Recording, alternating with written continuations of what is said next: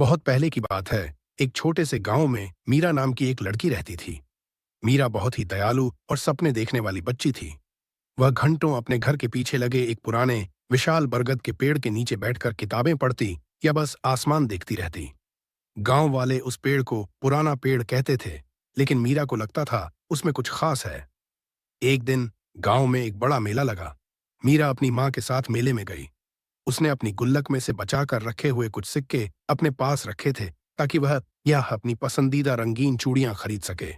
मेले की भीड़ में मीरा ने अपनी मां का हाथ छोड़ दिया और जैसे ही वह पीछे मुड़ी, उसके हाथ से सिक्कों से भरी थैली गिर गई। मीरा घबरा गई। उसने इधर उधर देखा, लेकिन सिक्के कहीं नहीं मिले। रोती हुई मीरा अपनी मां के पास आई और उन्हें सब बताया। उसकी मां ने उसे सांत्वना दी, लेकिन सिक्के खो चुके थे। दुखी मीरा घर लौटी और सीधे अपने प्रिय बरगद के पेड़ के नीचे बैठ गई। वह पेड़ के तने से सट कर रोने लगी। अचानक उसे कुछ महसूस हुआ। पेड़ की जड़ों के पास जमीन से थोड़ा ऊपर एक छोटा सा लकड़ी का दरवाजा दिखाई दिया। मीरा ने उसे पहले कभी नहीं देखा था। जिज्ञासा से भरी मीरा ने धीरे से दरवाजा खोला। अंदर एक छोटी सी जगह थी, जहां हल्की चमक आ रही थी। उसने अंदर देखा और उसकी आंखें चमक उठीं। वहां उसका खोया हुआ सिक्का नहीं था, बल्कि एक नहीं, बल्कि बहुत सारे चमकते हुए सोने के सिक्के थे। मीरा हैरान रह गई। उसे समझ नहीं आया कि ये कहां से आए।